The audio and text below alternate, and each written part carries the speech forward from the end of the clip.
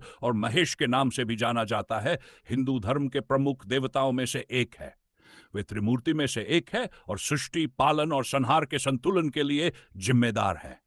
शिव का व्यक्तित्व बहुआयामी है। वे एक योगी, एक आदर्श गृहस्थ और एक संहारक के रूप में जाने जाते हैं। उनकी कथा अनंत है, जो मानवता के जीवन के हर पहलू को छूती है। यह कहानी महादेव के जीवन के एक अद्भुत प्रसंग पर आधारित है। कहानी महासमर और महादेव की कृपा। प्रारंभिक प्रसंग। प्राचीन काल में धरती पर दैत्यों और देवताओं के बीच संघर्ष चरम पर था। दैत्यों के राजा त्रिपुरासुर ने अपने तप और शक्ति से 3 लोकों को कष्ट में डाल दिया था।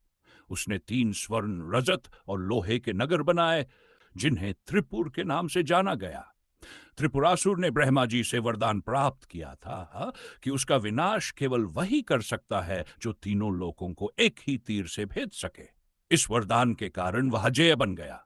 त्रिपुरासुर के अत्याचारों से त्रस्त होकर सभी देवता महादेव के पास गए। वे कैलाश पर्वत पर ध्यान मग्न शिव से सहायता मांगने पहुंचे। देवताओं ने महादेव से त्रिपुरासुर का अंत करने की प्रार्थना की। महादेव की तैयारी। शिव ने उनकी प्रार्थना स्वीकार की, लेकिन कहा, यह कार्य तभी संभव है जब सभी देवता मिलकर सहयोग करें। मैं अकेला इसे संभव नहीं कर सकता। महादेव ने विष्णु और ब्रह्मा से मदद मांगी।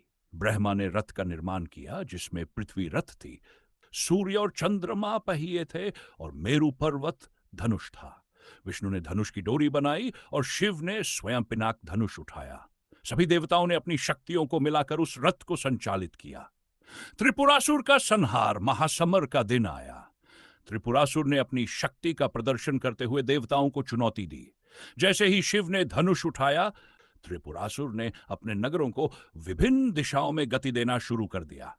ब्रह्मांड की हर दिशा में त्रिपुरासुर के नगर घूम रहे थे और उन्हें एक ही तीर से भेदना असंभव प्रतीत हो रहा था।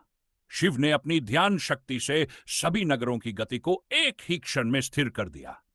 उस अद्भुत क्षण में उन्होंने अपने पिनाक धनुष से एक तीर चलाया, जिसने तीनों नगरों को भेद दिया और त्रिपुरासुर का अंत कर दिया।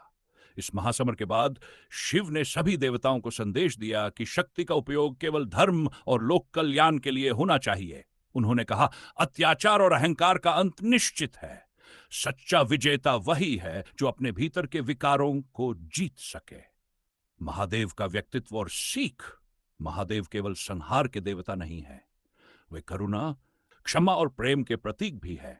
उनके गले में सर्प, माथे पर तीसरा नेत्र और जटा से बहती गंगा उनके जीवन के गहरे अर्थों को दर्शाती है।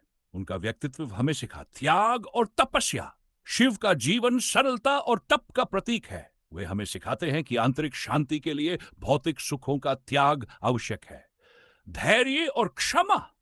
शिव ने अपने तीसरे नेत्र से उन पर क्रोध प्रकट किया जो अधर्म का मार्ग अपनाते थे, अन्यथा वे सभी को क्षमा करते थे। संतुलन का महत्व। शिव त्रिमूर्ति का हिस्सा है जो सृष्टि में संतुलन बनाए रख। संदेह में महादेव की शिक्षाएं। आज के समय में महादेव की कथाएं और शिक्षाएं हमें जीवन की चुनौतियों का सामना करने का साहस देती है। उनके त्याग और तप से प्रेरणा लेकर हम अपनी इच्छाओं और अहंकार पर नियंत्रण पा सकते हैं। उनके धैर्य और करुणा से हम दूसरों के प्रति दयालु हो सकते हैं। महादेव की कथा हमें यह सिखाती है कि सच्चा जीवन वह है जिसमें संतुलन, करुणा और धर्म का पालन हो। उनकी शक्ति और करुणा का अद्भुत संतुलन हमें प्रेरित करता है कि हम अपने जीवन में भी इन्हीं गुणों को अपनाएं। महादेव केवल देवता नहीं, बल्कि एक विचारधारा है जो हर युग में प्रासंगिक है।